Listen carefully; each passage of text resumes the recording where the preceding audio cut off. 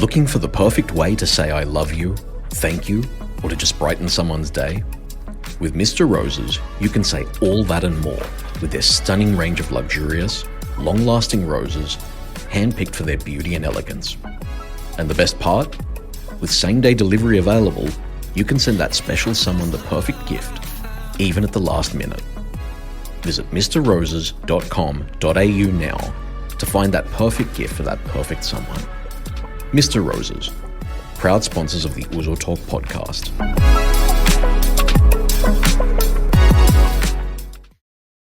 There's no Ouzo Talk without a bottle of Ouzo, which is why we love the Greek Providor. Get a real taste of the very best produce that Greece has to offer.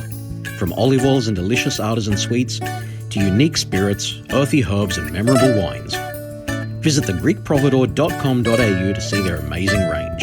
The Greek Providor, proud sponsors of the Ouzo Talk podcast. Sound is.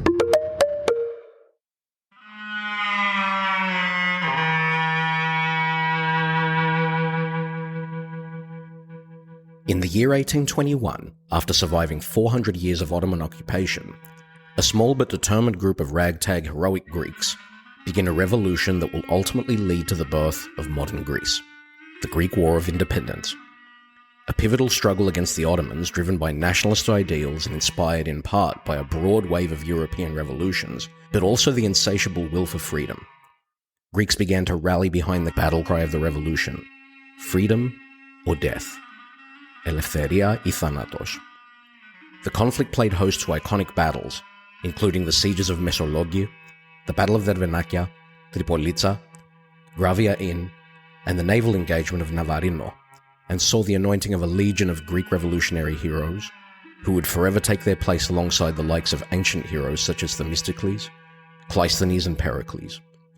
Now forever immortalized next to those names would be inscribed new names including Θόδωρος Κολοκοτρώνης, Πέτρος Μαυρομιχάλης, Γιώργος Καραϊσκάκης, Οδυσσέας Ανδρούτσος, Μάρκος Μπότσαρης, Αθανάσιος Διάκος, Νικήτας Σταματελόπουλος, Δημήτριος Αλέξανδρος Υψηλάντης, Παπαφλέσας, Λασκαρίνα Μπουμπούλινα, Ιωάννης Καποδίστριας, and Mado Mavrogennous.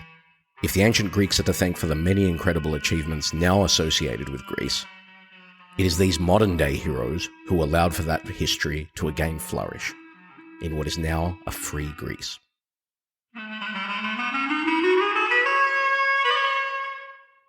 Nick, another historical episode of Ouzo Talk. We've covered a lot of different historical elements of Greece, including World War II, the ancient Greeks, many other eras and whatnot, but we haven't really covered this era yet. 1821, the Greek War of Independence. It's an amazing story, isn't it? It is, Tom, and look, it's long overdue. We've been talking about this for a while. Somehow I feel like we should have grown our moustaches for this episode and put our fustanellas on. What do you reckon? Fustanella, muskets, all sorts of things, mate. You know, I mean, that would sort of suit you a little bit more being from Ipiro. I could see you with, a bit of a curl in the moustache and whatnot. Show my fustanella, show my legs. 100%, mate. What do they wear underneath those, by the way? Is it like the Scots? Don't know. Yeah, probably nothing. Yeah. Well, apparently it's that was the uniform back in the day. It's how you would be able to move through the battlefield. You were more flexible. There you go. Yeah, they all did it.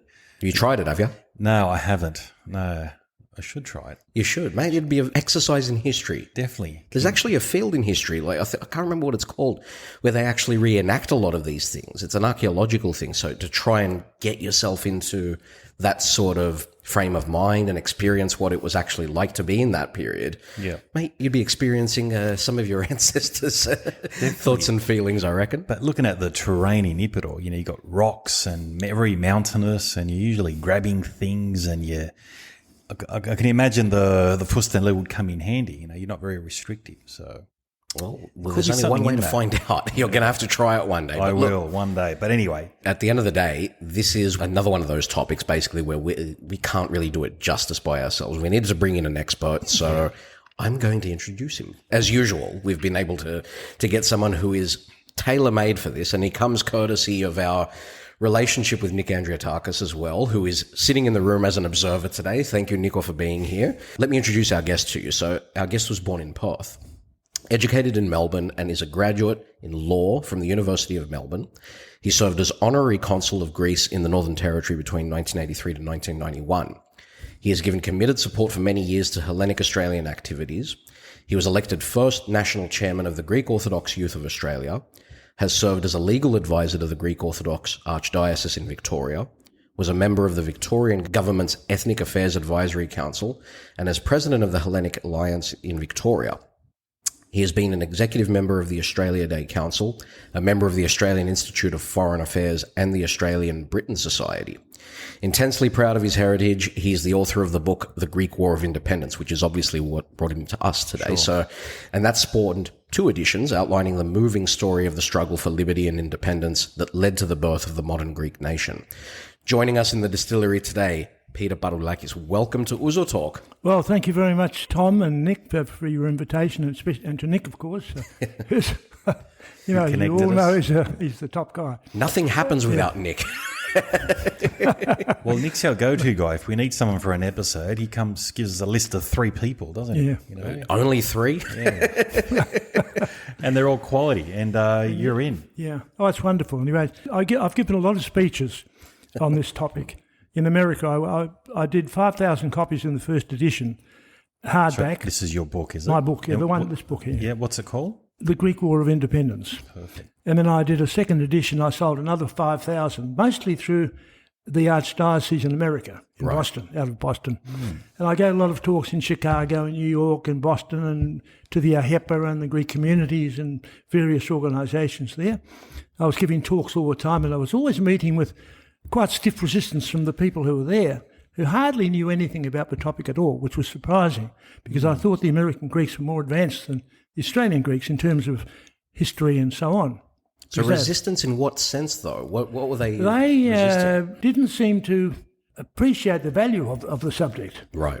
That was what I was concerned about. I thought I was disappointed because I would have expected more exhilarating response from the audience. You're happy to hear about things, asking, a sense of curiosity that was lacking in America. What year was this when you... This was 1980. Yeah, right. Okay, so now, we're talking about 45 years ago now, so maybe things have changed I don't since think then. things certainly haven't changed for the better. Yeah. Because I also get I've got a lot of programs that I get from America, from Greek organisations in America, and I've got a very close contact with Greeks from America. And there doesn't seem to be any more advancement in Greek, particularly in the ancient Greek area. Right. There's not a lot of interest in it. Yeah, okay. We do have a lot that listen into this, so I'll be curious to see what they think of... They'll email us for sure. Yeah, they'll let us know after the episode. My main experience is in Boston and New York. Yeah. Okay. I lived at the Archdiocese for 2 weeks at the Brookline College at Massachusetts. Yeah, right. Perfect. And I spoke to a lot of people there about this. I gave lectures in there. And, All right. Wow. Well, we're looking forward to hearing your story. Yeah. That is tantalising. I can't wait to get into this, Tom. Shall we do it? Yes, Shall we get into the episode properly? Let's do it, huh? Let's have a drink.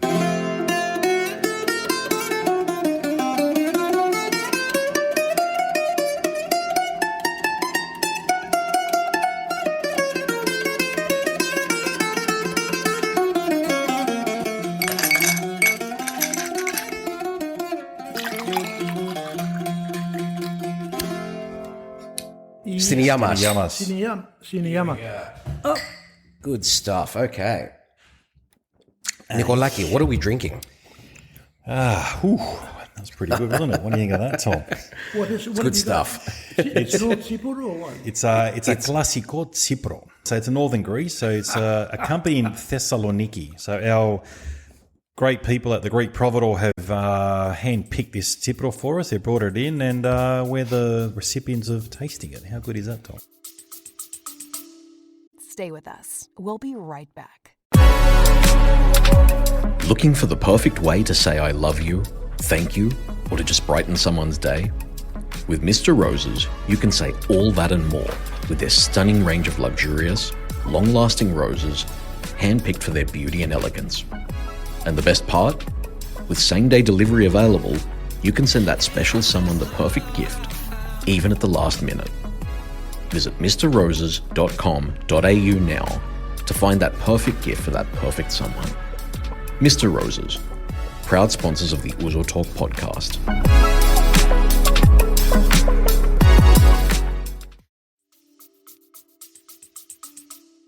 Well, we're very lucky to be, to have this relationship with the Greek Providore. We've said many times on the show, they provide us all the premium quality stuff. And look, the Classico is another one of those great ones. We've spoken at length about 35N, which is from Crete. We've had so many different bottles of that one. We've had a couple of bottles of the Classico as well. Yeah. Again, guys, thegreekprovidore.com.au, if you're looking for high quality, not just Greek spirits, but other products as well, so you like your herbs and, I think they even sell things like Paroulakis as well to put in your soup and your vetsi and all that sort of thing. There's great stuff there. So check out their website. Out. Yeah, that's they've got right. stuff that's... Can I add something there? Please. I eat a lot of Greek food. For breakfast every morning, I have Kalamata olives, okay? I have feta cheese. I have avokado, Australian avokado, and I have a lot of biscuits and cakes and stuff from the local. There's a Greek shop up there in Darwin that sells their stuff. Yeah, wow. But is this company that's sponsoring you a wholesaler, or is it a wholesale retailer, or what? So it's an online store, basically. So you just jump online. Oh, I see, yeah. Just if I jump could online. get the name of that, because I get olive oil online, but I'm getting stuff. I'm having trouble getting Minos. And I mostly use it up there. They have Argolis, Right. and a couple of other brands. Well, this this is the premium stuff. So, the bottles will be a little bit smaller, but they'll be I get cans, quality. 4 litre cans. Yeah. And also I get all the biscuits. I get Kurambievas, all that stuff. I get beautiful. But but if I could get an online source, Definitely. Absolutely. I could, GreekProvidore.com.au. So, is that all? That's and easy. hit in the pantry, and there's a whole list of olive oils that they've got. Quality. There are quite a few Greeks in Darwin, but they all eat Greek stuff. Yeah, and they Rebuilt Darwin, didn't they? Yeah. Yes. Well, we have another sponsor as well. So we've got a big shout out goes to Mr. Roses, who are back on again. Did you know there's a connection with roses and ancient Greece, Tom? You were mentioning this to me off air, and fair dinkum, I am so impressed with your level of research on this. Tell the people what this connection is. It's brilliant. Well, in ancient Greece, the rose was closely associated with the goddess Aphrodite. In the Iliad, Aphrodite protects the body of Hector using the immortal oil of the rose. And the archaic Greek lyric poet Abacus praises a beautiful youth, saying that Aphrodite nursed him among rose blossoms. How about that? Mate, I'd be happy with that. We're claiming it. So Mr. Roses, there is a Greek connection, eh? There is an ancient Greek tradition that you are upholding, let's say. Well done. Love it. Yeah, no, look, thank you again, mrroses.com.au. So get on there. They've got a range of not just roses, Tom, flowers and bouquets and a lot of gifts as well. Yeah, all the gifts, mate. It's fantastic. If you've got an event coming up, we just had Valentine's Day recently. Thank you so much for helping us with all of that and getting us out of trouble, Mr. Roses. But yeah, make sure you're jumping on board there, whether it's a birthday, anniversary, or whatever it is, guys. It's easy. Same day delivery in most areas as well. Just jump on the website and check it out. Thank you, guys. Fantastic. Well, That's good to know. yeah. So thank you to our sponsors for making these episodes possible. Now, what made you so interested in this that you took the plunge to write a book about the Greek War of Independence? Did you grow up with those stories? Yes, there was no one event. There are a number of events. My grandfather was very highly educated. He was the only Greek in Australia who's been consul for 4 countries.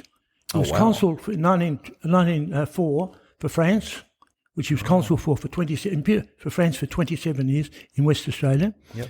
He was consul for Spain at the time of Franco. When Franco kicked the king out, he resigned. Wow. He was consul for Imperial Russia from 1913 till 1917. And he got a telegram from the ambassador in Canberra to say, "I am resigning today. Advise you to do the same." We've still got the telegram. Wow. Yeah, because they said you could be killed by people who don't like Bazaar. You see? And then he became the Greek consul for about 20 years or something like that. Yeah. He was the first Greek president of the Greek community in West Australia. Wow. And he was the longest serving one for 20 years, more than 20 years. When I was growing up, I used to go to Perth for 2 months every year. My grandfather was a fanatic on ancient Greeks and mythology and all this other stuff, and opera and all. Very educated man. We used to sit round the dinner table or the lunch table with about 10 or 12 people every time, and he used to make speeches all the time. He'd sit there and he'd start, people didn't like it, talking about the ancient Greeks and about mythology and about Socrates and Aristotle and the plays of, Sophocles, etc. There were no Greek schools particularly there were some small ones in Melbourne and Sydney, but they were very small and they were no good. So I didn't learn Greek. I could not learn Greek at school. I learned ancient Greek at school. I went to Scotch College. I spent 3 years doing ancient Greek. We translated Plato and the Apologia, and we did Eraclisme Nomenos of Euripides. We did a lot of smaller stuff, And so I started learning ancient Greek. I learned how to read and write in ancient Greek. Yep. And so what I'm getting to is that it was when all my relatives came from Greece, when they came to the house, I started learning Greek food, dancing, all that stuff was when the migrants arrived. Before that, I knew virtually nothing. So when did the actual independence start? Was it around 1821 or was it a lot earlier Well, than there was a bit of debate about where it started, when it started, who started it. Yeah. I can say where it didn't start. It's very widely believed that the revolution started at the monastery of Ayer Lavra in Calavrita on the 25th of March, 1821. Now, that is absolutely nonsense. No way that happened. They never went there, and the event never happened. People believe that's the case because there's a painting, which is widely circulated, painted by a man called Theodoros Vrouzakis. He was a very great painter in Greece, probably the best.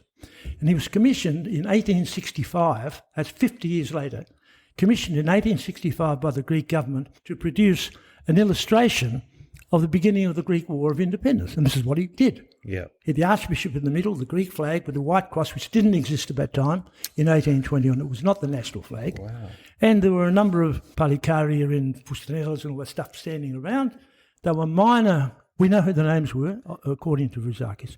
And that was the painting that was meant to represent the start of the Greek War of Independence. The 25th of March was chosen deliberately to make it a religious event, Right. a religious start. Okay. They made it the Evangelion of the 25th of March. Now, there was no celebration in Patras on the 25th of March because the Turks were in complete control. There were Turkish soldiers everywhere. You can't go and just have a special service to announce the start of the revolution. So anyway, there are other reasons why it didn't happen there. There are other reasons. The other reasons were that the main people who started it were down in the money. They were not even in Patras. And there's a statue in the St. George's Square in Patras that says the revolution started in the square here. This is where the first Eleftheria Thanatos was shouted out in the square, and it wasn't. It clearly wasn't. We know. Now, there was a first preliminary revolution, which we can talk about separately if you like, which was generated by the Phanariotis and some merchants in the town of Odessa. In 1814, they initiated the Philikiteria, the Society of Friends, and they generated revolution which took place on the 14th of March when they crossed into Romania. Well, it was not called that. It was called Wallachia and Moldavia. Yep. They were the two parts of the of Romania. Moldova now is a separate country.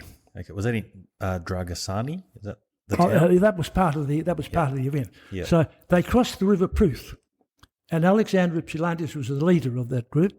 When the Patriarch found out about it, and the the Sultan, the Archbishop, I give him the credit of being forced to excommunicate all the leaders of the Philikiteria and the First Revolution, because he excommunicated all of them. I'm prepared still at this stage to say that the Patriarch was pressed by the Sultan to excommunicate them. But he, but that's the situation. Yeah, okay. So just to recap, so Odessa, 1814, the Philikiteria was formed, which is a group of... There were three merchants called Skoufas, Sakhalov and Xanthos. Or Xanthos, I'm not sure. All right. And then from then on, there was an invasion in Romania, which wasn't successful. There was a skirmish, you could say. A skirmish, yep. Yeah. They crossed the River Pruth, which is the boundary between Russia and Romania, which was under the control of the Turks. Was that Ypsilidis that led that? Ypsilantis. Led that? Alexandros Ypsilantis. Okay. He was a general in the Russian army, and he lost a hand at the Battle of Kulm in Austria. Oh, right. So he was one hand. They picked him because they couldn't find a leader. Yeah. No one wanted to lead the Philikiteria for 5-6 years. I want to sort of set the scene, because revolutions don't just happen out of thin air. There's got to be a reason why they start. Now, there is a school of thought that we've seen in episodes of Intelligence Squared, for example, on the BBC, where they spoke about how the Ottomans were deemed to rule, in inverted commas, with an even hand and were quite a cosmopolitan society. You ask a Greek that question, what was it like to be under Ottoman rule? They weren't so fond of it.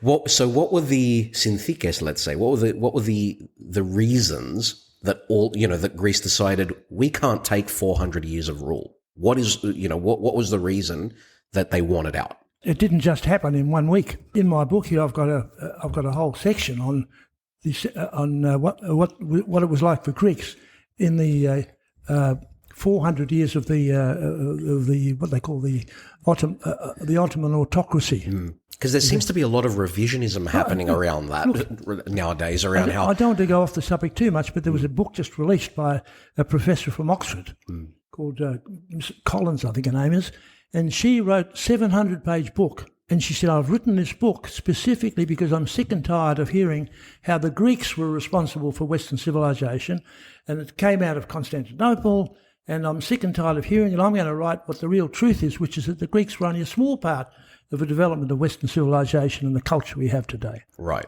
And she said, I'm sick of it. I'm sick of hearing it. And it reminds me of the time at the Battle of Marathon when Miltiades and Aristides led the battle, okay? And Aristides became a very famous man. Everybody loved him. Aristides the just, Aristides the magnificent, Aristides the wise.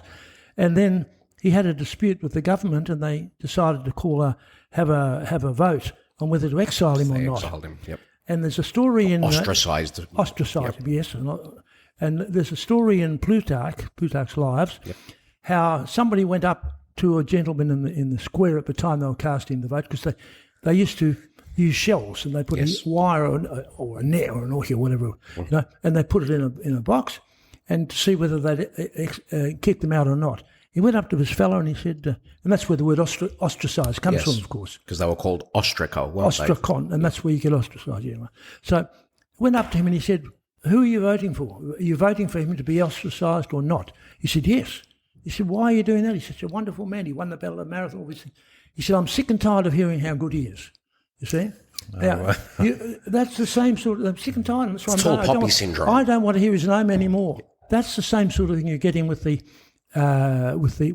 Greeks. So you've got the Greeks now who claim... I don't think they were treated as badly as... For example, in Poland and Russia and all these places, they all had the same sort of life. They were peasants. They were treated badly by the overlords and all that sort of business. But these are Greeks. That's the difference. Now, they were not allowed to ride horses. Okay, they were not allowed to build churches made of stone. They were not allowed to be in the legal service or medical doctors or things like that. They had no security of their properties, or a Turk could just ride in on a horse and take everything he had. And what can you do? Go to Istanbul. You see. Yeah. Now, and there was not only that, but the major thing that the Greeks complained about was the comparisons they had with the Greeks living in the Ionian Islands, in Italy, in places like that, all over the place. How well they'd progressed, how much money they'd made, and how much influence they had, and the life they were living in Paris and Vienna, and all that. That's what we should see at that time.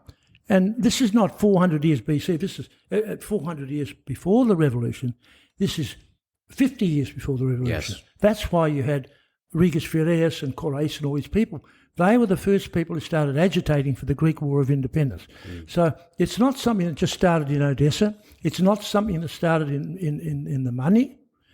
It's not even something that started in Vienna or Paris or any of those places. It was a general movement, and it was not just a matter of being badly treated. It was a matter of dignity. It was a matter of living a life that other people were living. And comparison by the sounds of things as well. Yes. Comparing, how... Very much so. Very much so. I mean, we know, for example, for my family's from Corfu, so we know, for example, that we didn't have the Turkish occupation there. That's right. You're very lucky. And we had basically the United States of the Ionian Islands during that sort of period. Yes. They were flourishing during that period. Oh, yes. So you can imagine how things would be going back and forth between the mainland and all of these islands. Certainly understand it's like these guys are far better off than us at this Definitely. point. Look, my ancestors were from Ipiro. We're from Suli, and they're all subsistence farmers. Yes, they were at peace. They weren't really at war because the Turks or the Ottomans knew they were up there, but they didn't want to.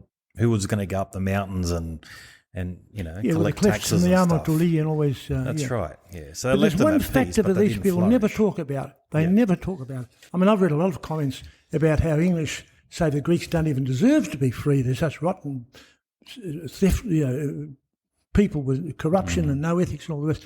And Byron talks about that as well and criticise these people. But the thing that I find the most important factor, I think, in this whole business is the word that they never use. They'll always talk about the Greeks were not badly treated. They weren't being murdered every day like they are in Rwanda or the Congo. They were, they were allowed to have their little farms like the peasants were in Europe for 1,000 years.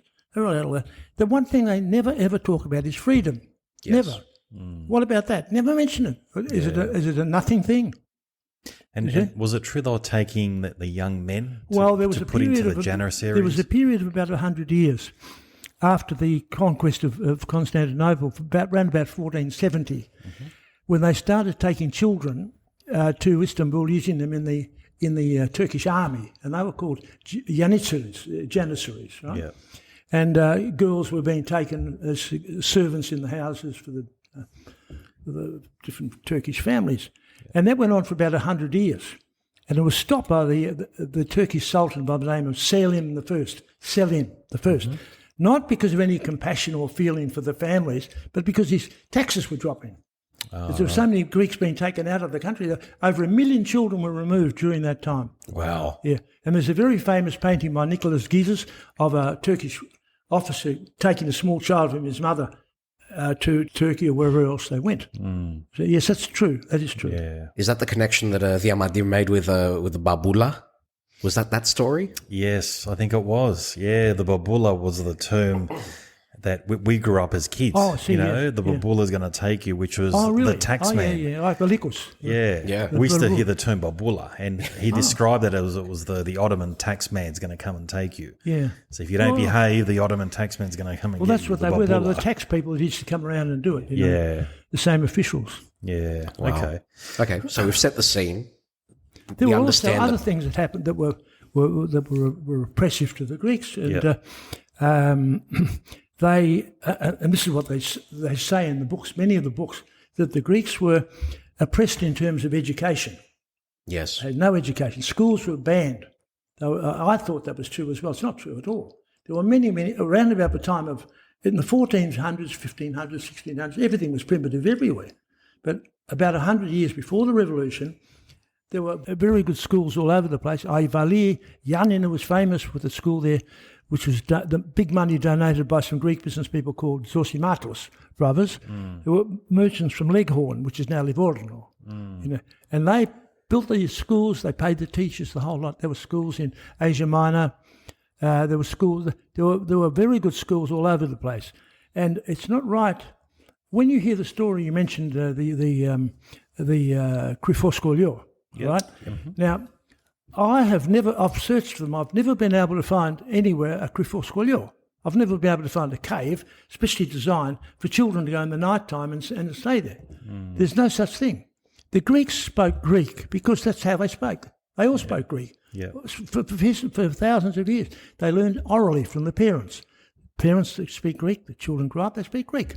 To put people in the loop, though, sorry, Peter, just to put people in the loop with Krifoskolio, so the secret school. Oh, the secret school, yeah. This is one of those stories that we grew up hearing about, where it's like, we were under occupation and we needed to go underground basically just for the language to survive. Climb up the hill, yeah. Yes. We need to take our schools underground effectively. And churches as well. And this is where I was going with it. And a lot of that a lot of it is intertwined with the church's role, or that the church played a role in that happening. Is there any truth to that?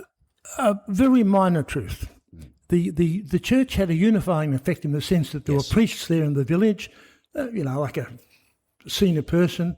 And now, the churches were not banned. Yes. They were not banned. They weren't allowed to ring bells. And they weren't allowed to build them with large domes and all that sort of business. But those churches were there You go to Athens and look at them at the Kapni Karea and all these other churches. When were they built? When were they built? They built in 1400, 1500, 1600s, all the way. You can see them all over Greece. They never banned Greek churches, but they wouldn't let them ring the bells. Fair enough. Okay. Now, the major claim that I don't think is true is the claim that the Greek language was kept alive and the Greek nationality was kept alive by these local priests and archbishops and so on around the various parts of the Ottoman Empire. I don't think it's correct. There's a song, you know the song, Fengaraki Mulambro. I was going to say. Fengi perpato, Napieno sto scoglio, Namathenom Grammata. And they shall see that there was a painting, a very famous painting of a priest sitting in a building teaching 5 or 6 children. Okay, now he's got a black book in his hand, and it says Namatheno Grammata tu theuta pragmata. Yes. In other words, he was teaching them catechisms, religion, not language. How were they going to understand all that if they couldn't speak Greek? Interesting. See, the Greeks all spoke Greek. Yeah. Now, they couldn't read and write, but they could speak. Yeah. So when Makarianis and Theodorakis wrote their Apo Nemo Nevmata, their memories, what do you call them? That was his general name for the Apo Nemo Nevmata, which is said in English. I can speak it. Well, memorandum. Reflections? Reflections. Yeah, things like memorabilia. Memorandums, They could not write. They had to get people. They dictated to people who wrote it down. Yes. And George Seferis actually made the comment some years ago that Makarianis' book is the greatest piece of writing in modern Greek that he's ever seen. Not the writing of it, because he didn't write it, but he dictated. But he said the speaking, the words that he used and the language was marvellous. Wow. Marvellous. Yeah. So they could speak Greek all right. Okay. All right. Yeah. So. Great, we've set the scene now, which is great. So where did the first, say, major uprising occur? Was it in Mani or was it in the mountains of Suli? Could I do this in 2 sections, and I won't take long on it? Sure, yeah. Now, there was the initial response, which I'll do second. Mm-hmm. But you have to understand that prior to about 1700 or 1650, 1700, there were great empires in Europe. There was England, there was France, there was Germany, there was Austria, and the Russians, and there was the and they were all comprised of small original areas surrounded by lots of little, like Yugoslavia and Hungary. They're all part of the Austrian Empire. Okay, and so was the same with Germany, and they all be spoke. So there was, prior to the Renaissance, there was no feeling of people of freedom and thought and thinking and all that sort of business. And it came about after the Renaissance when you started getting these philosophers like Hegel, Rousseau, and Rousseau was the most important one. And he wrote a book called In Support of Freedom. And he wrote, the first lines were, man is born free, but everywhere he is in chains. Now, that was the first philosophical book that was brought out and became a colossal, everybody bought it, book on how these monarchs and these great empires were controlling everybody, you see. And from that book, came the start of the American Revolution. The American Revolution was in 1776. Now, that was the first revolution. That came before the French one, the American one, where they kicked out the English government. And they created this new constitution and various, the Bill of Rights and all this sort of stuff, mainly because of Thomas Jefferson. He was the main person. And Thomas Jefferson was in correspondence with Dr. Paroulakis, who was the leader of the Greek intellectual movement and the Philhellenic movement in Paris. He actually wrote letters backwards and forwards to Thomas Jefferson. And he gave him a lot of advice. I've got the letters, Anyway, so you had a philosophical sort of a movement. Then you had, a few years later, the French Revolution. The French Revolution was followed by Napoleon. And what happened was with the French Revolution, it was against the king. And that's why it's called a revolution, and the American one's called a War of Independence. As a result of that, Napoleon then started taking over all these countries all over the place. And there was a man poet in Greece, who you're well aware of, by the name of Regis Phaereus, all right? Regis Velestine Lis, he was from Thessaly.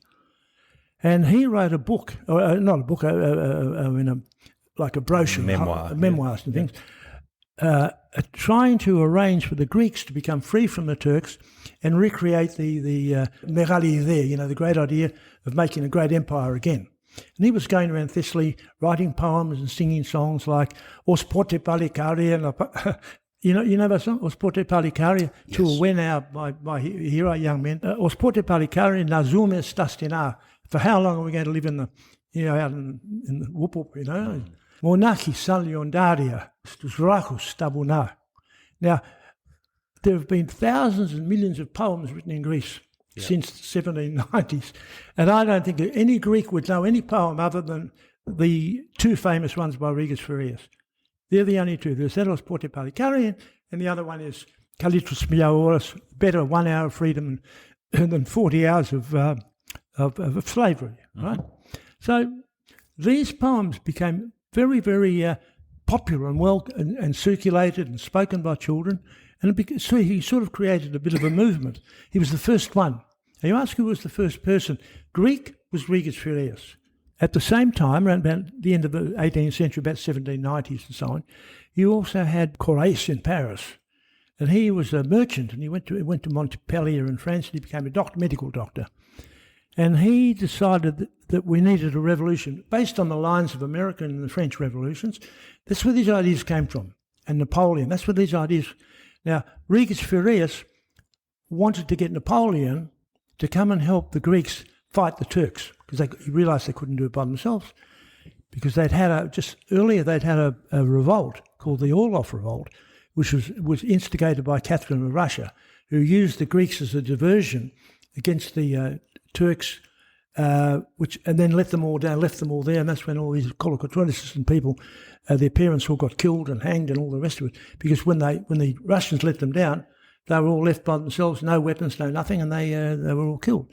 Now, this is often regarded as the first organised attempt, but it was not organised by the Greeks, it was organised by the Russians. So, first organised attempt at a revolution you could say the Orlov Revolt, but not in the same level as the money one. Corais was trying to set up schools and educate the Greeks, because in 1774 there was a war between Russia and Turkey, and the Russians won the war quite easily, and they created this treaty called the Treaty of Küçük-Kaynarca, it's a bit of a funny word, and they granted in that treaty the right for Greeks to trade in the Black Sea and the Asia Minor coastline, because till that date it was a monopoly of the French. Okay, so getting back to the specifics now, so let's talk about money. So what happened in money? Well, I'd like to make one thing very, very clear to everybody. Sure. The Greek War of Independence started in the Mani, which is a small town in the southern part of very rocky and very defensible. It was the seat of a very tough group of people called Maniates. That's where Kolokotronis had gone. That's where Petrobey, Michalis, all the major leaders of the Greek Revolution had assembled. They were nowhere else, they were there. That of itself shows that it started in that spot. But on the 17th of March, they went from the Mani, a group of them, Kolokotronis and the famous generals, they marched inland around the Mani area, collecting people to come and fight in the war. They'd already been prepared, but they went there and got them. And today, the Greek government sends the president of Greece to the Mani every year on the 17th of March to celebrate the date when they decided to go and start the revolution. Now, I think that has to be the major day, the major event which you could call the start of the revolution. Okay. Wow.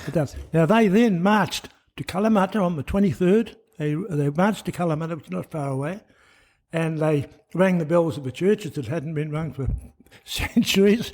And from there, they took off and, Wow. They were lucky. Okay, so how many were there from Mani that went to Kalamata? Approximately 2,000. 2,000. But they started off with about 300 or 400, and then the people were coming from the mountains and, sort of... Yeah. sort of coming down to the road. Where did they get weapons from? Did they have weapons? They had them already. They'd been buying them for years. For example, now, at Nafpli, and the Greeks at Nafpli had a lot of weapons because they got them from Bubulina, who bought them from, from Russia and even Turkey probably, They had weapons from everywhere. Okay, so we're talking about rifles or muskets? Rifles, muskets they used to call them, and daggers. Yeah. But mostly, but they used to use heavy sticks and things too, pitchforks. Okay, so 17 March they assembled in is Mani the town or is it the It's region? a town. It's a town. It's an area as well.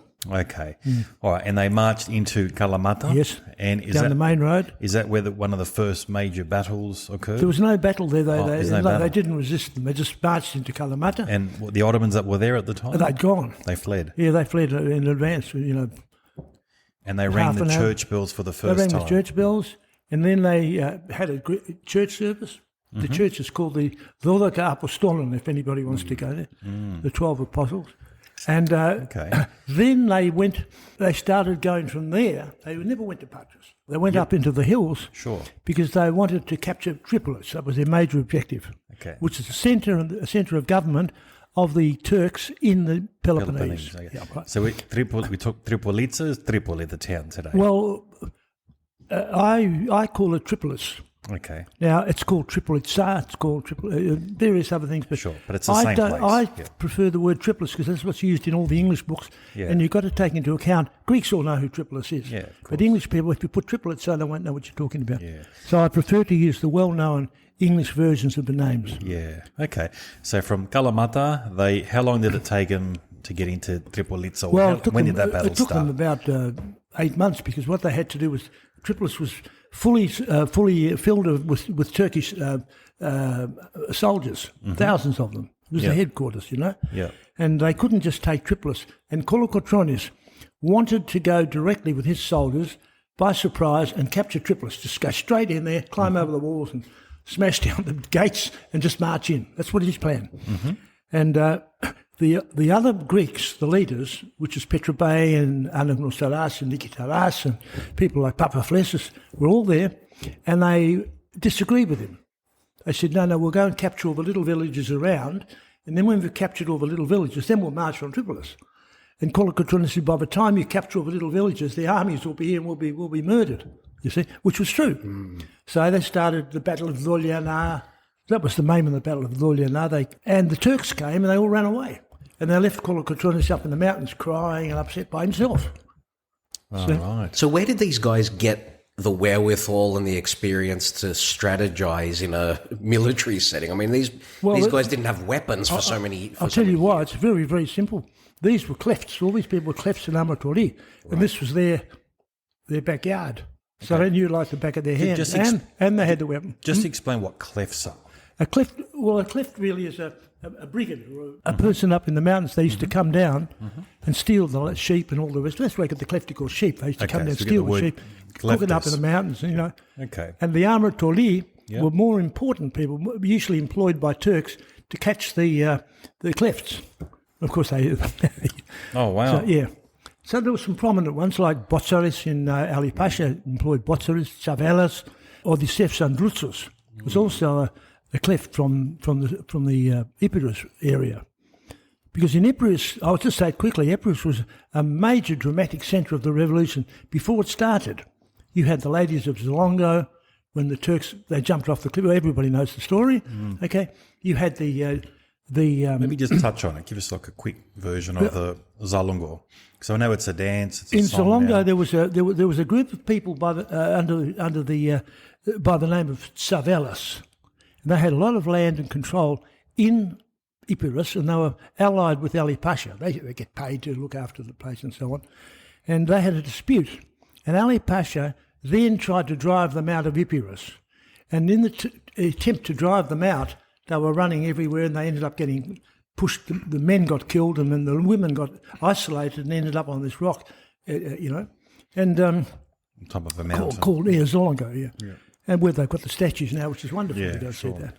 So, and then they rather than get captured, they preferred to die, and they did this dance. It's no one knows because no one was there, but they did a circular dance where they danced around, and each time they went round, they threw one of them threw themselves off with a child, and when the Turks got up, there was no one there. Yeah, it was a terrible thing, terrible. And then there was another very, very important factor in Tripolis. there was the General Hursit Pasha, and he was sent by the Sultan to go and kill Ali Pasha and bring his body to Turkey, to Istanbul. And so he took this huge army and all these men out of Tripolis to Epirus. And so when the Greeks went in there, the major army that was going to fight them had gone.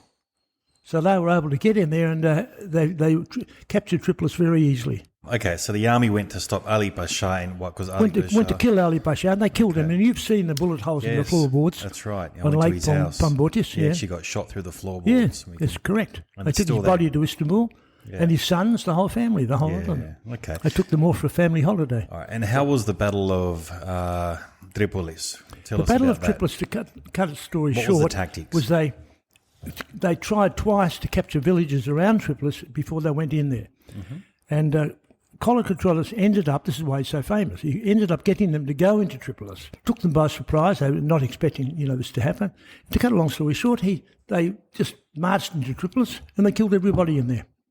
Okay. Did they have anyone fight up against them, or No, only the army had local disappeared? garrison, because the major army had already gone. Oh wow! You So see? virtually. And Kolokotronis knew that. Okay. These are smart guys. This guy was a senior officer in the Russian army and the English army in Zakynthos, Oh, so Kolokotroni had a He was a military trained background. soldier. Yeah. He was a This trained is what I was soldier, asking before. as well as being a cleft and an arm at Toulouse.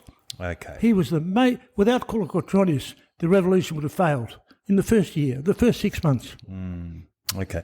So tell us a little bit about his background. So he said he fought in the Russian. He was born in. Kolokotronis was born in. Is it Messenia or Messenia? He was born in Messenia because his mother and father were escaping from the Turks at the time of the failed Orlov Revolution. That's why they were escaping. That's why they went to Messenia. They came from Arcadia, I think, originally. Then they went down there because they were running away from the Turks. The father was captured and he was hanged. They hanged the father and the mother. And they went off to. They went eventually to Zakynthos, where he lived for quite a while. When they went into Tripolis, there was an English philhellene called Thomas Gordon, Sir Thomas Gordon. He was a general in the English army, and he wrote a terrible account of the Battle of Tripolis, how the Greeks killed everybody, they slaughtered them. The ferocity was unbelievable, he said. He'd never seen it in any warfare before, anywhere he'd been. And then you can read Kolokotronis' version, and he says, from the time we went through the gates of Tripolis, they just wrote in, the gates of Tripolis, he said, my horse's hoofs never touched the ground because of all the dead bodies. Oh wow! He said, this is in his memoirs, never touched the ground. And then he said, when I came to the main square, I saw the plane tree, the big plane tree in the main square, and I looked up this tree where my father, so many of my relatives and friends had been hanged from this tree. Wow. And he said, I ordered it to be cut down. And he said, and I felt some kind of satisfaction and expiation for the death of so many Turkish people. You see? Wow. Yeah. So it was Yeah. Okay. So what happened after the Battle of Tripolis now? Well, after the Battle of Tripolis, and they then started marching on Nafplion. That was I'm talking about the major cities. Sure. In between that, while the men were going out to Nafplion and they had troops going to Corinth, they had horses. A lot of them had to walk. Yeah. So there was quite a bit of time in between. But at that particular time, around about May, I think it was, I can't remember the exact date, was a very famous battle called the Battle of Alamana. Now, at Alamana, there was a group of Greek soldiers, about 400 or 500 Greek soldiers, under the command of a man called Athanasios Diakos. Unfortunately, a large Turkish army surrounded them, and they captured him, and they, as the story goes, he was burned alive on a spit. They wanted him to become a Turk, and he said, "Εγώ Greekos γεννήθηκα, Greekos και θα πεθάνω." Yeah. So that was the first recorded use of the word Greekos by a Greek in the War of Independence. Really? They did not call themselves Romir. They didn't like that. That was Romir was Byzantine. Yeah. They didn't want that. They wanted to be Greeks. Okay. So Turks captured him. They said, become a Muslim. Yeah, and a Turk. Or an Ottoman, yeah. And he said, no, because I was born a Greek, I'm going to die a Greek. That's right. Wow. Okay. And then they They sublisted him and they virtually yeah. burnt him alive. Yeah. Wow. They were very brutal because, you see, when Byron first went to Greece in 1809, I'll touch on him a little bit. Yep. Byron went to Greece first in 1800, because he was the great hero of the war, Yep. 1809 with a friend called Hobhouse from Italy. And he went to Epirus. The first place he went to was Ioannina. And he wrote about the school there and the education and the teachers there. There was a very famous teacher. The headmaster was a very famous person, and he spoke many languages. He knew mathematics and science. And the kids that were going there were coming from all over the place into Ioannina, to the school at Ioannina, right? Now, when he arrived, he said, when we arrived at Ioannina, we went through the main gate, and he said, and right in front of us, he said, we saw a person's shoulder and legs hanging from the tree. And we said, we looked at it and we thought, what terrible. And they said, as he went further on into the town, they had other parts of bodies hanging from different parts from trees and posts and things like that. And he met the French consul, a guy by the name of Pocqueville, who also wrote memoirs. There are a lot of memoirs written by people who were there at the time, and they should be read by anybody that's interested. There are a lot of these books, and you have to get references to find out who they were and what to get. But you can get all that sort of stuff if you're interested to take it further. All this information is available. Yeah, it's all available in English. Yeah. So why were the dead bodies hanging off trees? Well, I'll tell you why. There was a chieftain called Ephthemios Vlachavas. Okay, and he was from the outskirts of Epirus, and he set up a bit of a revolution against the Passions. I like Savelis, and they caught him, but they didn't. What they used to do was they used to kill them by killing the Greeks by banging them with metal mallets. They used to crush them with these mallets. In his particular case, they wanted to make it worse, so they tore him apart. They pulled his limbs off, and they hung him up all over the front part of the town. Wow! And Pocqueville records the moment when they were cutting his legs and arms off. He said, "I watched them with the sweat pouring down his face." He never said a word while they cut him up. He said, "I watched him being cut up." So you can see his description. See, this is why I asked the question earlier about how people sort of sit there saying about the occupation that that the Ottomans ruled with an even hand. They were kind and gentle, but none of this sort of indicates any of that. This really does sort of set the scene and paint the scene that this is part of the reason why Greeks were revolting. They wanted freedom. They didn't want this anymore. And they felt that they were really slaves. I can't do anything. Anyway, and they got tired of it. And, and they're Greeks as well, as I mentioned before. They're not maybe English people or Slavic people who are happy to sit around for 1,000 or 2,000 years and be told rubbish. Kept it like in the mushroom club. There's the Greeks, they wanted to, they'd had enough. And they'd seen the results elsewhere. And not only had they seen the results elsewhere, but their leaders like Korais and Regis Phareus and the other Greeks, the rich Greek merchants who'd travelled around Russia and Paris and all these places, they saw it as well. And they said, what are we doing? Let's get moving. So that's why the revolution didn't start in Greece. It started in Romania. It started in what they call the not the diaspora we've got now, but the diaspora of Europe in those days. And they were very clever and they were dynamic people. The Philikiteria, if you had slightest signs of being disloyal, they murdered you. When they sent messages to the money at the time of the revolution, the Archbishop Palion Patroni Hermanos and Mavro Michalis sent messages to Ukraine, to find out whether they were winning or losing, and they'd already been killed. Yeah, they were already dead when the revolution started in the money. They sent back messages to say they'd been killed, and they murdered them on the way so that they couldn't tell them what was going on. Wow. So when you had we talk about great figures, another one is Papa Flessus. Yeah. Yes. Okay. Now, there was a meeting in Vostitsa in 1821, and Papa Flessus was running around telling people lies. We've got all these weapons from Russia and the emperor's behind us and all this stuff. It's terrible stuff. And they had a meeting, and the Archbishop Palion Patron, who was supposed to have started the revolution, accused him of starting up a lying tactics so he could make money and all this sort of, all this type of stuff. And there was a big fight, big argument, and the Archbishop ordered him to be arrested and locked up in a monastery. But he found out about it, and he shot through. He got out. But there's a famous. If you get the chance, there's a movie called Papaflessis. Okay, in the movie, you'll see the scene where the Archbishop and Papaflessis argue. It's colossal. It's colossal. The way that he speaks, Yeah. Amazing. And so that was and then Papaflessis got on a horse or a donkey or something and went for his life to the money.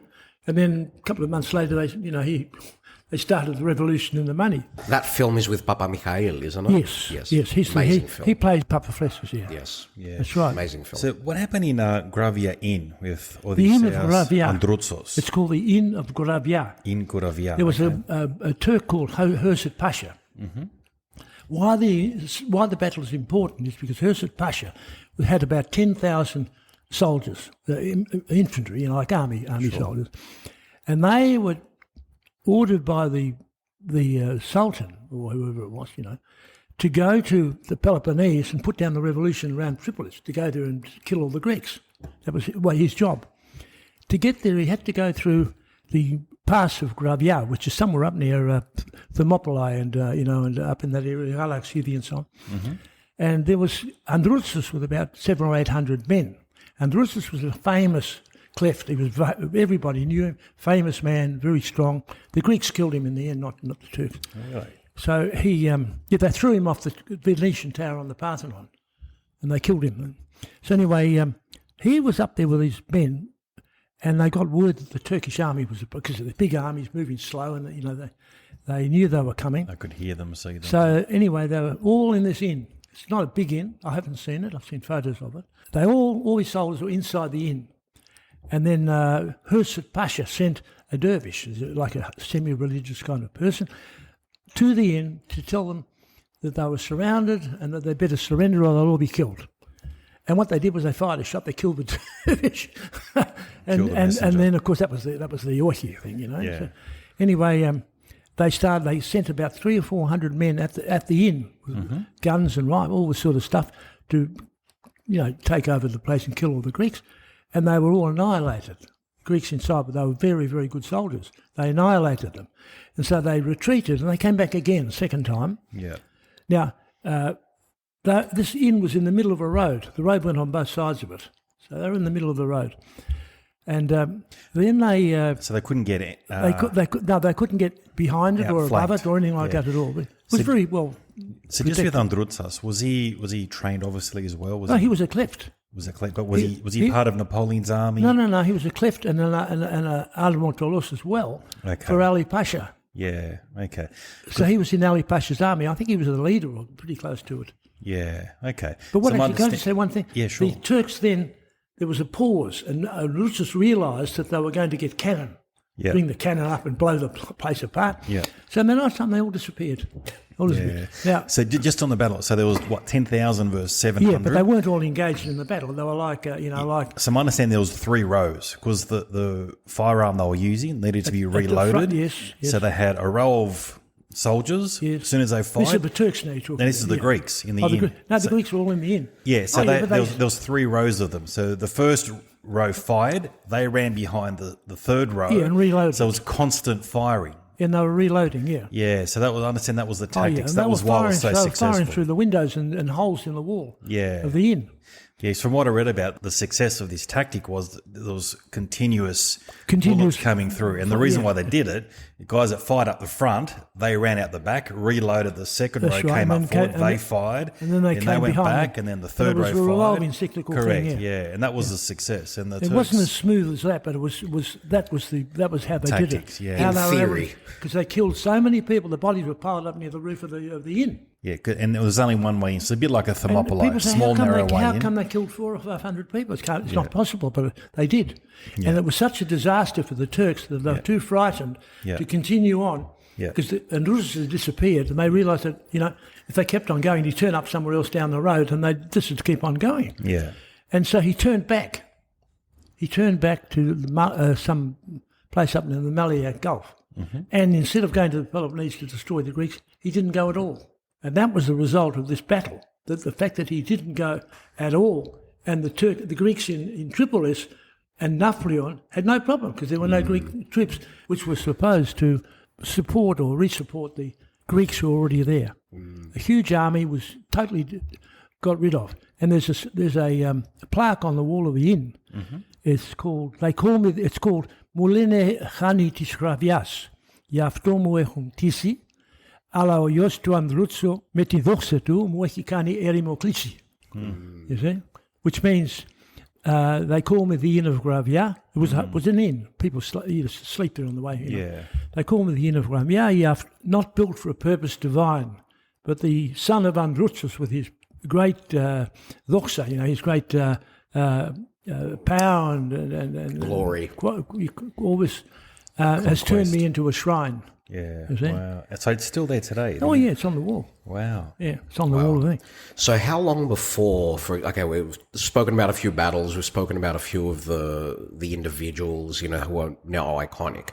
At what point did the tide start to turn and make it feel as though like the Greeks were winning this battle? And well, that was the highlight. That was the high point. Except for Napoleon. And when they captured Napoleon, that was their very high point. But Tripolis had to be done first. And when they had completed in Tripolis, there were a number of battles around where the Greeks didn't do that well. They had trouble capturing Corinth. They never captured Patras. They then went to Napoleon. Kolokotronis again won a victory at Napoleon. And that gave them the capital, and it gave them a great bastion, a great powerful place where they couldn't be knocked off. They couldn't be beaten by the Turks at all. And they kept us for the whole course of the war, and it became the capital of Greece at the end. yes. So, but that's what Kolokotronis is so famous, because he did all these battles. And, the Battle of Dervanakia, when the Turks eventually arrived at Tripolis, they tried to kill the Greeks out in the countryside, and they ran out of food and supplies. They couldn't bring supplies in because it's in the middle of Peloponnese, and Kolokotronis had killed all the animals, burnt all the fields. The Tripolis was surrounded, so nobody could get out. Anyway, they attempted to get out through the pass of Dervanakia, and Kolokotronis let them go through halfway, and then they were all waiting on the sides of the hills, and they just came running down the hills. They killed them all. And then the name of the guy who was leading the Turks was Drumelis Pasha, and they eventually, a few of them got to Corinth, and they had disease there, and there was a tremendous outbreak of the plague in Tripolis. They got to Tripolis, and he committed suicide because of the failure. And that was the end of the first year. And then at the end of the first year, they had the first political meeting, which was the conference of Epidavros. And they all went to Epidavros, had a big meeting, they elected Mavrokordatos as the Prime Minister. Kolokotronis was ignored, and that was the start of what became a civil war. When I was writing the book, the most distressing part was not some of the losses of the Greeks, was the two civil wars where they were killing each other. Yeah. And the Turks in the third year didn't even bother to come to Greece, because they let the Greeks kill themselves. Wow. Yeah. Very distressing, terrible thing, Yeah. Terrible stuff. So anyway, then we get to the second war. They had the declaration and the treaty of the conference of Epidavros. The second war, second year in 1822, the major events were the massacre of Chios, invasion of Chios, the killing of 100,000 people, which became a worldwide. Everybody learnt about it.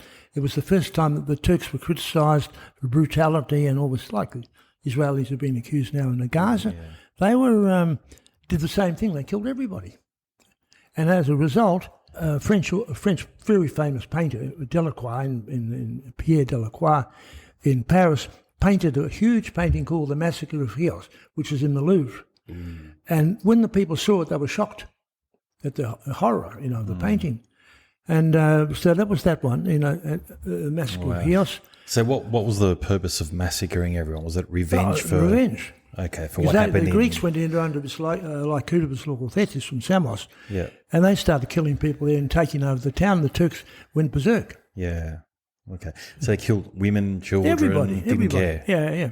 So they didn't even take them away as slaves, just killed them. Yeah, wow. It was a terrible massacre, And your ancestors were part of that? They escaped to Samos? My great-grandfather was in Samos at the time.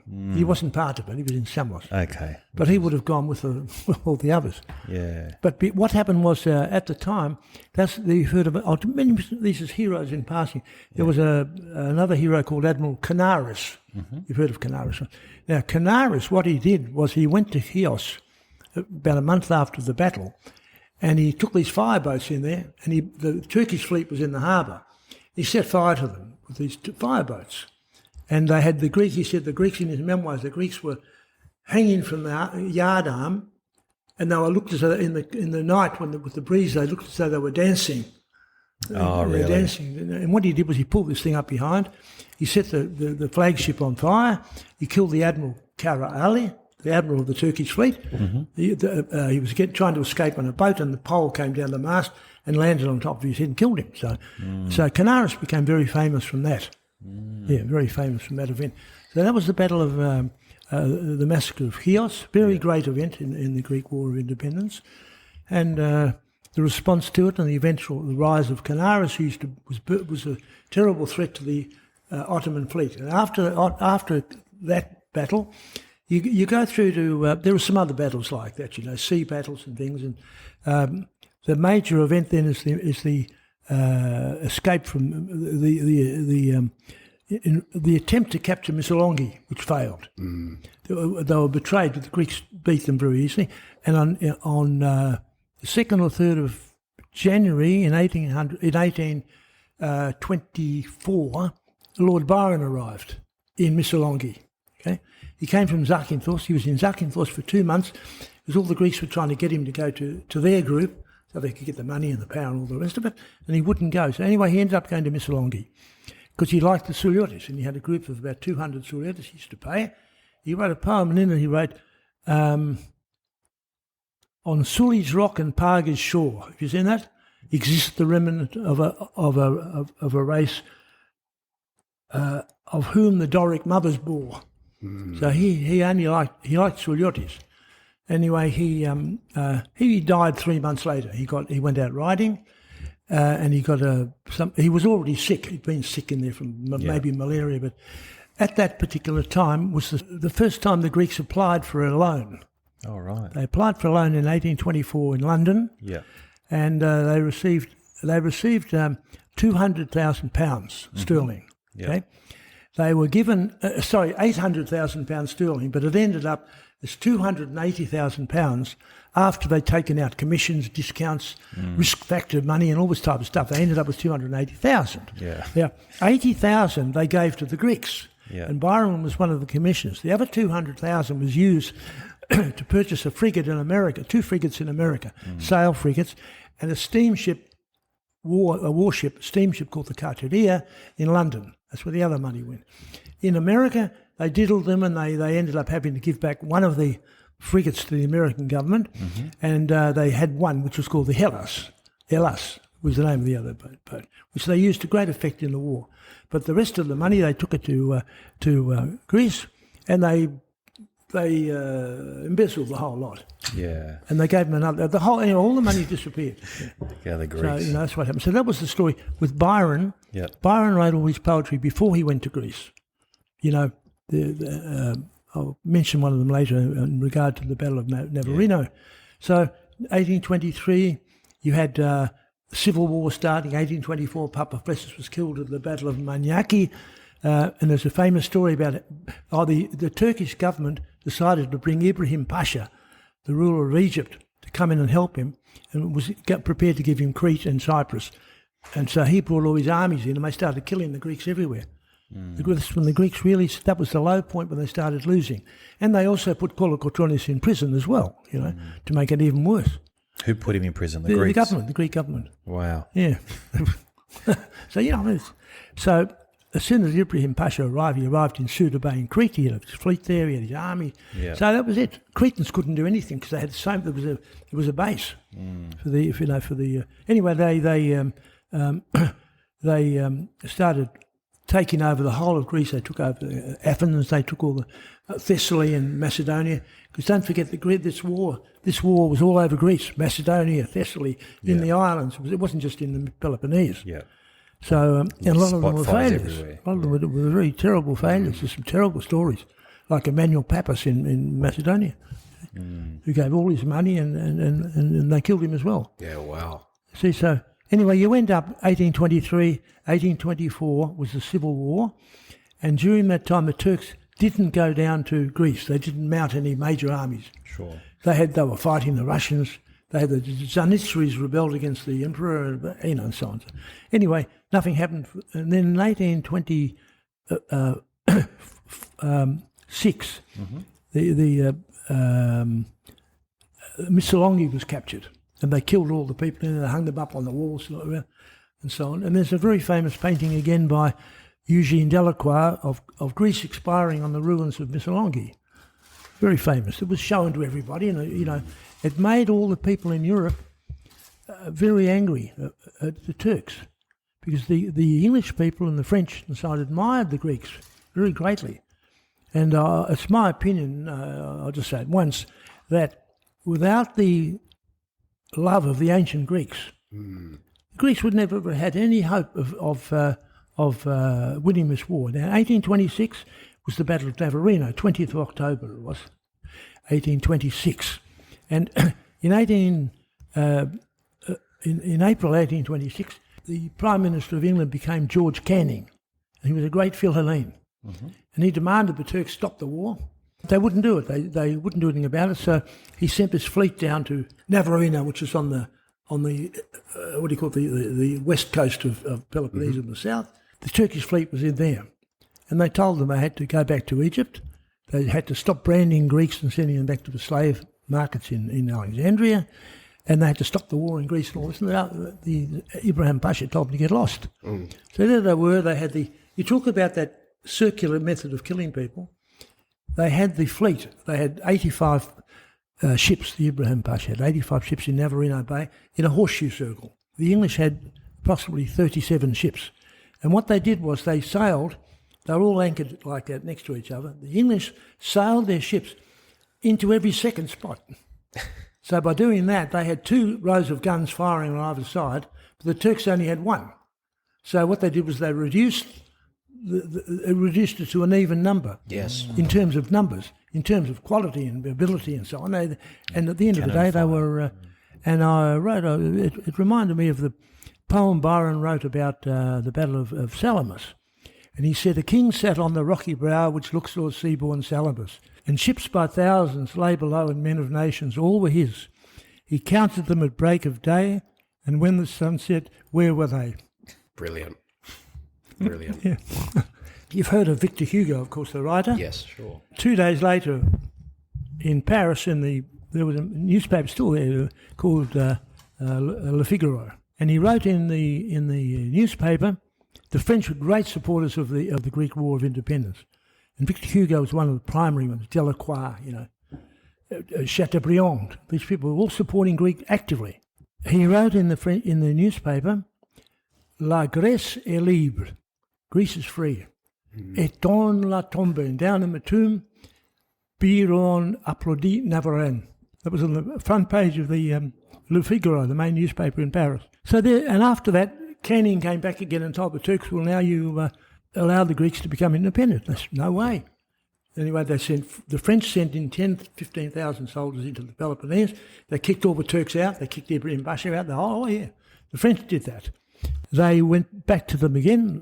The Sultan he thought if he went on long enough, it'd all die down and he could take over again, And then the Russians started attacking the Turks, and they forced them because they were apparently about 1 kilometre from Adrianople. They were about to capture the whole of the Ukraine and everything like that.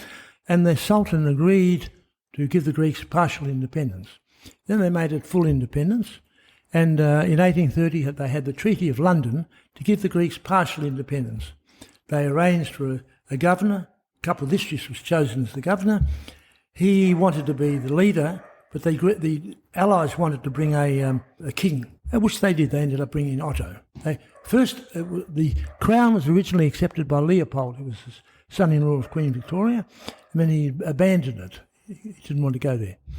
So you ended up with that, and then you ended up with the capture of Athens, which was after that, and you had the capital of Greece in 1834, once again becoming Athens. Because at that point, Athens was pretty much a village at that point in time. There was nothing. But it was still politically significant, yes. But the Turks had control of it. So I want to mention one thing. On the bicentennial of the Greek War of Independence 2 years ago, in the French Parliament, they did something special. I don't know if you're aware of this or you've seen it, but they brought a life-size tapestry of Raphael's painting called the School of Athens. Do you know that painting? Yes. Right.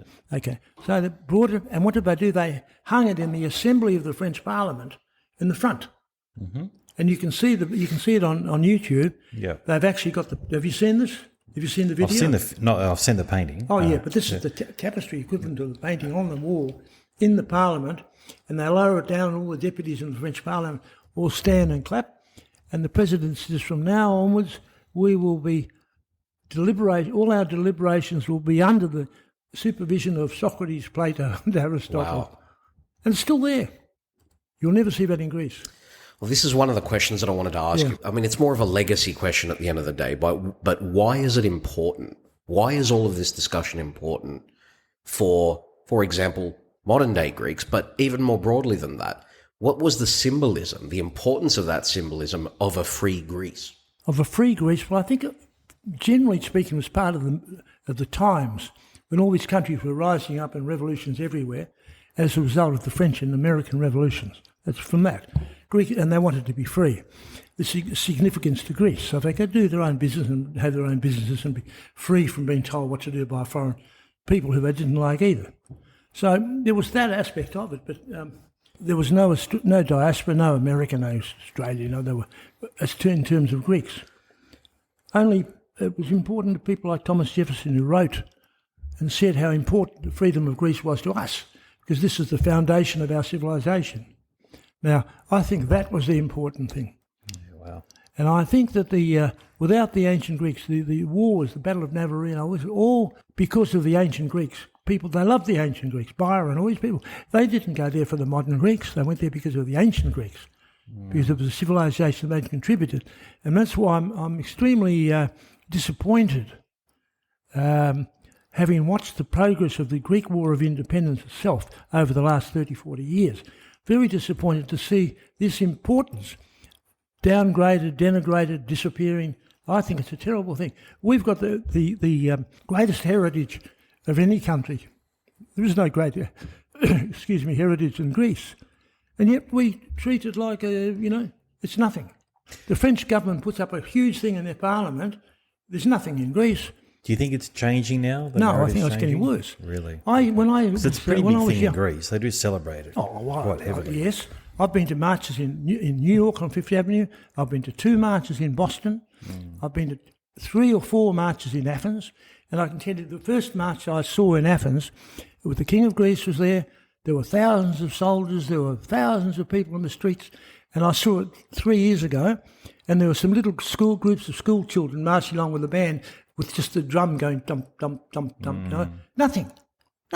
It was absolutely nothing.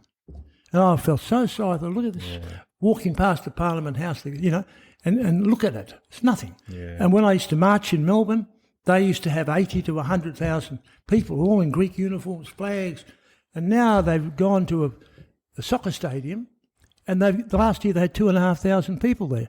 And they were people who were bussed in from the different churches. And on the front stage, there were no Greek children dressed in, uniforms and flags and things. It was all church people. In Sydney about 3 years ago, there was a lady, she was the Premier, and she made a wonderful speech in front of the Opera House. I don't know if you were there. And she was praising the ancient Greeks, and what they'd done for the world and for Australia and all this sort of stuff. And then a clergyman got up there, and he never even mentioned the ancient Greeks. He never said to thank you for mentioning. You can look it up if you like. Never mentioned it. Why have we abandoned the ancient Greeks, the importance of the ancient Greeks? Why have we abandoned it? And yet some of the world's most famous modern people, including Elon Musk, attribute their success to Aristotle. They publicly attribute their successes. But the Greeks, they don't teach you about these things in the inspiration from the ancient Greeks that are written about by Mandela and Mahatma Gandhi and Lee Kuan Yew. All used the principles of Aristotle and Socrates and there was another philosopher before him on these principles of how to develop yourself and how to develop what you're doing. Yeah. You see? Not taught. Well, further to that point, I mean, even just on this podcast, I mean, we've had two individuals from the UK in the form of, Professor Paul Cartledge from Cambridge, who's the head of classics. Obviously, Stephen Fry is a good friend of his, both of whom I feel are doing more for talking up and educating our people about our history and heritage and traditions than we are in some respects. Exactly. Why are we being taught by foreigners? Admittedly, they're Philhellenes. We need more Philhellenes in Australia. We should have at least 10 or 15 or 20 Philhellenes. We go and pick them, grab them and say, listen, don't say, I want you to be a Philhellene, but come and support us, come to function. We'll elevate you in esteem and all these other things. And they'll come along, they'll be very happy. We don't do that. I remember when I was young in Melbourne, we had some big people down there. We had Sir Frank Bowrup, who was the Olympic swimmer, and Lord Mayor of Melbourne. We had Sir Eugene Gorman, who was a war hero, and people like this. They were Philhellenes who not only used to push the Greeks. For example, Sir Eugene Gorman was responsible for the Greek flag was the first foreign flag that ever flew on the Shrine of Remembrance in Melbourne, because he fought in the war in First World War and he was in Greece in the Second World War. But they're not Greeks. Interesting. And you ask the Greeks, what are you doing? Yeah. What are you doing? What do you put it down to? Because I've got a bit of a theory when it comes to 25th of March. In some respects, Ohi Day has kind of eclipsed it to some degree as an event. Do you think that maybe it's taken something away from? I don't think Ohi Day's eclipsed it. I think the Greek War of Independence celebrations have dropped. Right. I think the Ohi Day has become far more sophisticated and far more visible and far more well known than the War of Independence. But it was never like that. Yes. It was never like that. I think that what is required is an organisation of the level of the Cretan one, or of the Ohi Day, a level of that now brought back to what it was for the Greek War of Independence. Because if the Greeks don't, they ask in the schools. I made an attack on some people, in a talk at Charles Darwin University. Why don't the young Greeks want to learn Greek? Why don't they want to learn? Because they're not proud. It's a good question for right now, given what's happening. Yes. Especially with Macquarie University shutting its Greek department in the last year or so. Well, I think the Greek school teachers, sorry to say it, are very weak. Their support. When I was Greek consul, I used to see the books they used to send were absolute rubbish. For this Greek school in Darwin, we had 300 kids there, and I used to give them to the principal, and they used to throw them in the rubbish bin. Yeah. Was it the same books or Mimiskeyeli? Rubbish. And yet I've got a foster son who goes to Darwin Middle School, and he came home one day about 4 years ago. He was 10 years old, and he brought in some papers that I had, A4 paper, printed from the school. And I looked at it, and it's got a picture of Aristotle on the front, this is the English guy. Wow. Big picture of Aristotle. And I looked at it, and underneath it had ethos, pathos, logos. What is this? And it was the art of persuasive speaking, according to Aristotle's, not the Nicomachean Ethics or something like that.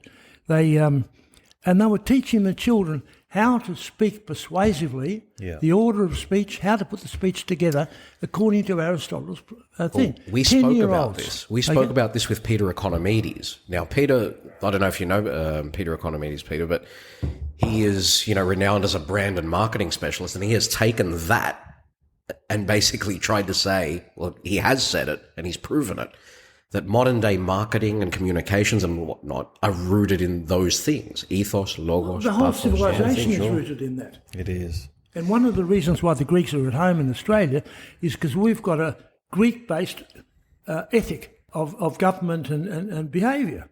So when we come here, we're coming to a place which is basically Greek. Yes. Yeah.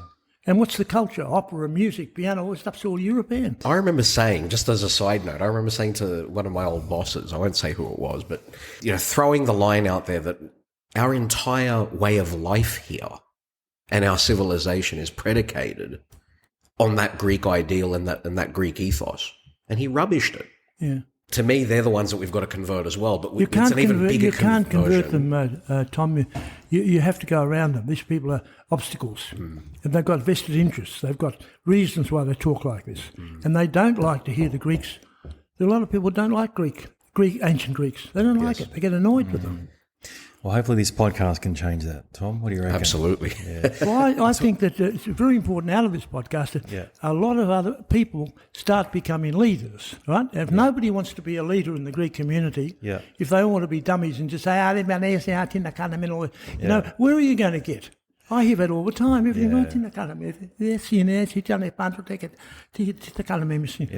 rubbish. Exactly. That's mediocrity, absolute mediocrity. Yeah, and we're full of it. Yeah. And when the people say, pan metronariston, what does that mean? What does pan metronariston mean? Pan metronariston is a statement by Cleophilus from Rhodes, based on a quote in Homer's Odyssey. It means only the excellence. And what about the Greek schools? Do they teach that? No. Yeah. All they do is they you know. Yeah, we need more leaders. Oh, it's pathetic. Look, speaking of leaders, I just want to change tact a bit. Yes, you mentioned a really good story off air about Lucas Miltiadis Miller. Oh, yes. He was an orphan. Oh, it's important to mention that, yes. Yeah, Greek Civil War. Do you want to I'll mention it briefly. Talk about that quickly. In 1827 and 1828, after the Battle of Navarino, there was tremendous poverty with all the destruction because this fellow from Egypt had destroyed everything and the people were starving, no clothes and all this type of stuff. And what happened was nobody in Europe was helping, but the Americans came in at that time. It was mainly started by a man called Thomas Everett, who was who was the dean of the president of Harvard University, who loved the Greeks as a Philhellene. And they started calling meetings in Boston, New York, Philadelphia to raise money to provide food and clothing for the refugees in Greece. Okay, so there were two very famous people who came out of it. One his name was Samuel Howe, and the other's name was Miller. I can't remember his Christian name. Lucas. No, it was the son. This was an American guy called Miller. Oh, sorry. Okay? Yeah. Now Howe, he went to Greece for quite a few years, and he was a complete devotee of Lord Byron. J.P. Miller, yeah. Mm-hmm. Anyway, he'd been to Greece, he'd fought in the war, he used to wear a fusil, all this sort of stuff. Yeah. And he was appointed to be the person to take 3 shiploads of clothing and food to Greece, to Nafplion, to distribute, because they had to have people to go with it, because otherwise they'd steal everything, right? There was another person called Jonathan Miller. Jonathan Miller, his name is. Yep. He was a similar type of person who did the same thing. Now, Howe's wife, her name was Harriet Howe, she composed the Battle Hymn of the Republic, Glory, Glory, Hallelujah and all that. She composed it. And she was a great Philhellene as well. And they were in Crete in 1866 for the Battle at Rethymno, when they blew up the monastery. I went there with Nick, yeah. So what they did was they raised a lot of money there. They had huge crowds in the town halls and things like this. They raised a lot of money. And then they went to Greece, and they went with backpacks of 10, 15 horses loaded with all this stuff around the countryside. And there's descriptions of the poverty. They describe it. I've got it in my book, from their diaries of how terrible everything was, how people were dying and all this, So with Howe went to, was at Nafplion unloading his boat.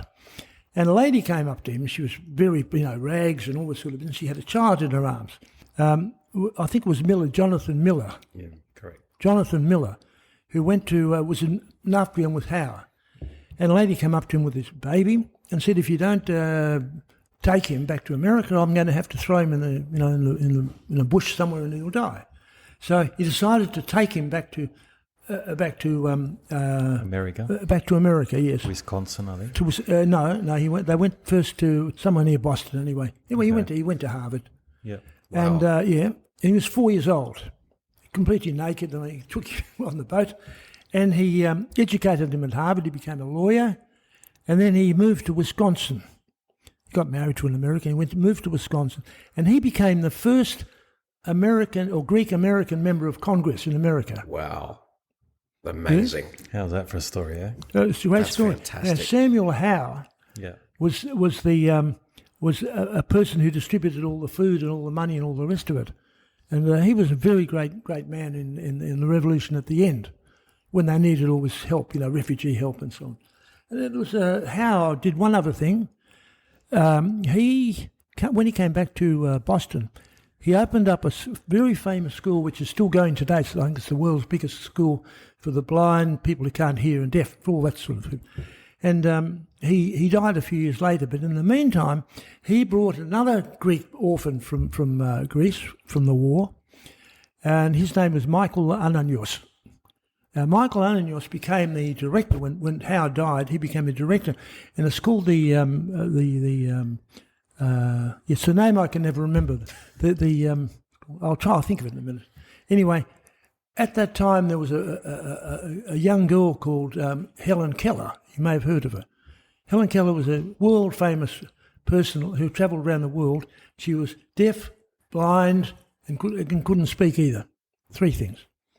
And he taught her, he got a lady for her called Mrs. Anne Sullivan, and with her together, they taught this woman how to speak, how to hear, how to not to see but speak, but she could see an object, she could feel an object. It was the most amazing thing that happened at this school. Wow. And that was done by Michael Ananios, who's a Greek guy. He's very famous in America. He's very famous. Well, it was 1900s and something like that. But in America, they remember these people. Yeah. It's like talking about, in his case, it's like talking about Fred Hollow, something like that. Yes. People appreciate it and know about it. Yeah. So there's the result of an after effect of the Greek War of Independence. Yeah. Amazing. No, brilliant. A Amazing wonderful story stories. about the American, what they did for the Greeks. Yeah. Yes. No, David, look, I know we've only touched on this subject, and, It's a and more impressive, drop in the your ocean. recollection of names and dates. Oh, well, you can, yeah. How good is that, Tom? Brilliant. He's not using any notes here, by the No. way, any listeners. He's just rattling it off the top of But his I head. worry, there's so much to talk about, and there's so many details Yeah. related. Like, for example, did I tell you about Papa Flessus when they killed him? Well, you didn't. No, we didn't touch on Well, I'll that. tell you one little Let's example. finish with Sure, that. finish off. All right. When Papa Fletcher. Flessus was killed at the Battle of Maniak in 1824, Ibrahim Pasha was there. This is a guy from Egypt. And he said, where's Papa Flessus? I said, I want to see his body. And I said, oh, he's probably covered with corpses over there in the field and everything. He said, go and get him. I want him here. I'm going to wait till you bring him. Anyway, they brought the body of Papa Flessus to where Ibrahim Pasha was standing. And he said, where's the head? They said, oh, it's maybe somewhere near, we haven't got time to get it. He said, go and get it, I want the head. It was good to bring him in the corpse. They had a big argument, brought the corpse, and then he put the corpse, the head, on the body of Papa Flessus. And then he went over and kissed him. He kissed Papa Flessus on each cheek. There's a painting showing that, it's called The Kiss. And he said, I respect this man so much. Wow. He said, I'd rather capture him than 1,000 men. Wow. Wow. Yeah. So he So anyway, kissed him on both cheeks. that was the end of Papa Flessus. Yeah. Wow. Well, But these were great men, though. All of them individually. There was Karais, Skakis, and there was Mother. There was so many other people, involved in the war, fighting, who died. Famous heroes. yes. And I think that's what's missing today. Bulbulina, we missed a few. Oh, Bulbulina, Mavroyianus from Mykonos, and Well, thank you so much for being here, Peter, Oh, and it's my for pleasure. having this I'm discussion. very honoured to be asked to come here. Thank you so much for enlightening us on this topic. It's one that, Definitely. again, we've been wanting to talk about for such a long time. So very honoured to have you here, giving us your knowledge based on your book and whatnot, and your passion, obviously. So, Peter, thank you so much for being here. Being on Ouzo My Talk. pleasure. Thank you very, very Fantastic. much to you and, Awesome, Peter. and Nick Thank you. That and, was and also fantastic. the two Nicks. Yes, Nick, thank you for bringing Peter, obviously. Thank you for flying down, Peter. Oh, that's okay. And Nick, No, I really enjoyed that. Thank you. Well, I hope to see you next time I come down. Oh, I want to give you a copy of my book too before I go. please, Yeah. absolutely. Definitely. Well, ouzotalk@outlook.com is the email. Follow us on social media at Ouzo Talk and at Ouzo_talk on Instagram and also on YouTube. Nick Athanasiou, thank you very much, mate. Thank you, everyone. Goodbye.